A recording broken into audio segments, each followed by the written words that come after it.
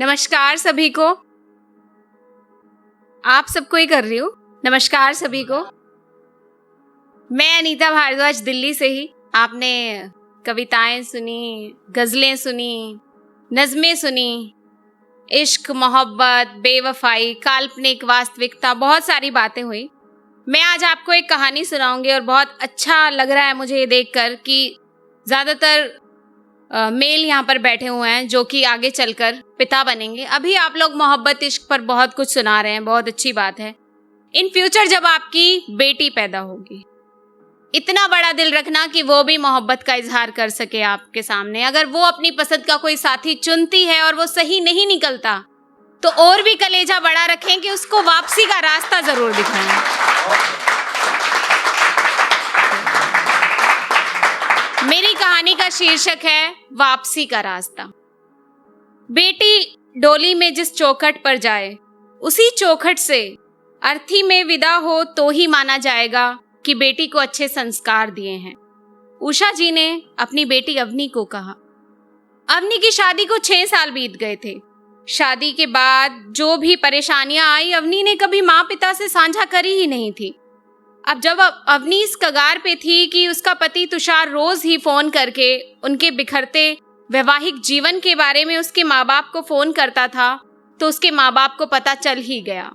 अवनी की माँ उसे समझाती रहती, बेटा, बाबुल के आंगन से विदा हुई बेटी की कोई वापसी नहीं होती। अवनी ने कहा, माँ, तुम्हारी बातों का मतलब मैं अब समझ पाई हूँ। जब माँ बाप खुद ही बेटी को संस्कारी होने की परीक्षा वहां से अर्थी में आने के लिए वापस देते हैं, तो बेटी अपना दुख किससे कहेगी? जो सह गई वो तो ठीक, पर जो सह ना पाई वो तो वक्त से पहले ही अर्थी का सहारा लेगी। घर से विदा हुई बेटी की वापसी क्या सिर्फ शमशान में है? उषा जी की धड़कनें तेज हो गई। उन्होंने कहा, तुझे इसी दिन के लिए बड़ा किया था क्या? पढ़ाया लिखाया कि बुढ़ापे में हम बेटी की लाश देखें?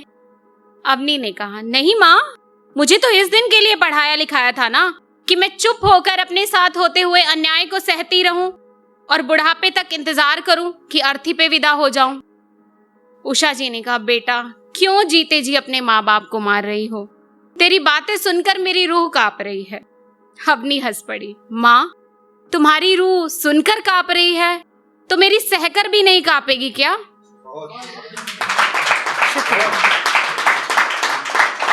अवनी को पता था माँ के सामने ये सब बातें करने का कोई फायदा नहीं है।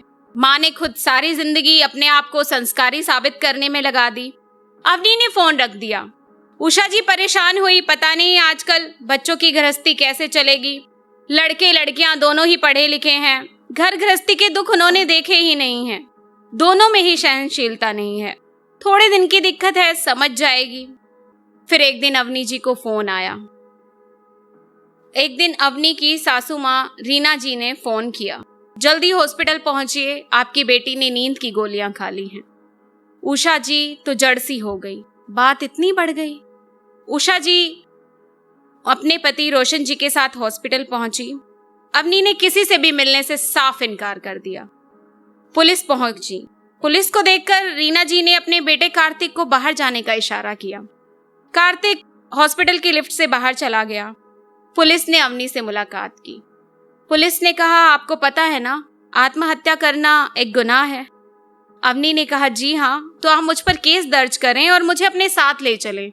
वैसे भी मेरे पास और कोई ठिकाना नहीं है। पुलिस ने कहा, ठिकाना क्यों नहीं है? बाहर आपके ससुराल पक्ष और आपके मायके पक्ष के लोग बैठे हैं। अवनी ने कहा, माँ बाप को इंतजार है कि बेटी अर्थी से विदा होगी तो ही बेटी संस्कारी कहलाएगी, और ससुराल पक्ष वालों को तो एक मूर्ति चाहिए ना, जो घर की सजावट के काम आए, ना गलत बात पर रोए, ना जवाब दे, उसकी मर्जी से हंसे रोए। पुलिस ने कहा, पढ़ी लिखी हैं, कोई नौकरी करें, यूं जिंदगी को खत्म करना कहाँ तक सही है? अवनी ने कहा, नौकरी के हालात आप सबको बेहतर मालूम है। जिसके साथ कोई नहीं होता, लोग मदद करने के नाम पर उसका फायदा ही उठाते हैं। नौकरी करने के बाद आना तो छत के नीचे ही पड़ेगा ना, और छत तो मेरे पास है ही नहीं। बताएं क्या उपाय है? पुलिस खुद असमंजस में थी। अगर आपके पति में सामर्थ्य नहीं है शादी को निभाने का तो उन पर केस दर्ज करें, अपने पिता के साथ रहकर कोई काम करें। अवनी ने कहा, पिताजी ने तो कह दिया है, डोली में विदा कर दी, अब अर्थी से विदा होना। उनकी परवरिश पर उंगलियां उठाई जाएंगी।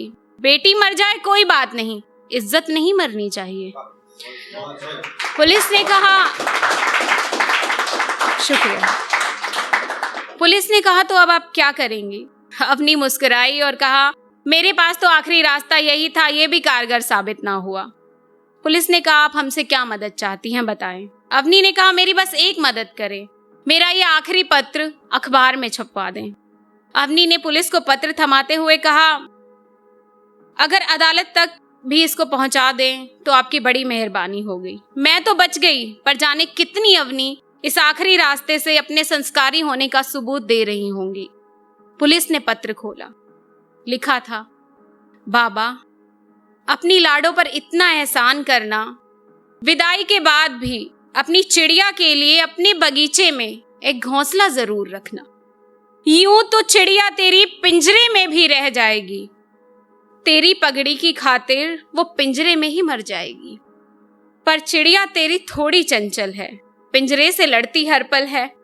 पिंजरे पर है तेरी इज्जत का ताला, उसने तेरी चिड़िया के पंखों को लहू लुहान कर डाला। पंख जो लहू लुहान थे, फिर भी चिड़िया के मन में जीने के अरमान थे। एक रोज बाज ने मन को जख्मी कर डाला, उसने पिंजरे पर लगाया अपनी इज्जत का ताला। मन से भी जख्मी और तन से लहूलुहान, तेरी चिड़िया ढूंढती बस अपने लिए शमशान। तेरी चिड़िया ढूंढती बस अपने लिए इंसान। बाबा, मेरी गुड़िया को अपने बगीचे में रहने देना, मेरे हिस्से की बातें उसको कहने देना। तेरा बगीचा बहुत बड़ा है, इसमें एक घोंसला मेरा भी रहने देना। शुक्रिया। पुलिस ने कहा कि आप चाहे तो सरकार द्वारा बनाए शेल्टर होम में जा सकती हैं और वहां रहकर कोई काम शुरू कर सकती हैं। अवनी ने कहा, मैं शेल्टर होम में ही जाना पसंद करूंगी। आखिरी टाइम में अपने माता पिता से बस मिलना चाहूंगी और कहूंगी कि आपने जो मुझे पढ़ाया लिखाया उसके लिए आपका बहुत बहुत धन्यवाद। उषा जी और रोशन जी बेटी के पास पहुंचकर कुछ ना कह सके और माफी मांगने लगे, पर अवनी ने घर जाने से साफ इनकार कर दिया। अवनी ने कहा, अगर आज मैं घर चली गई तो जरूरी नहीं कि हर अवनी के पिता में इतनी हिम्मत हो कि अपनी बेटी को घर ले जाए, इसलिए मुझे तो ये बलि देनी ही होगी। मैं शेल्टर होम में रहकर कोई काम करूंगी और अपने पैरों पर खड़े होकर दिखाऊंगी। शुक्रिया। तो दोस्तों, समाज वही अच्छा होता है जो हमें सशक्त बनाए। जरूरी नहीं कि सारी रस्में पुरानी हो। जब जमाना नया है, समस्याएं नई हैं, तो हल भी नए ढूंढने होंगे। बहुत बहुत शुक्रिया।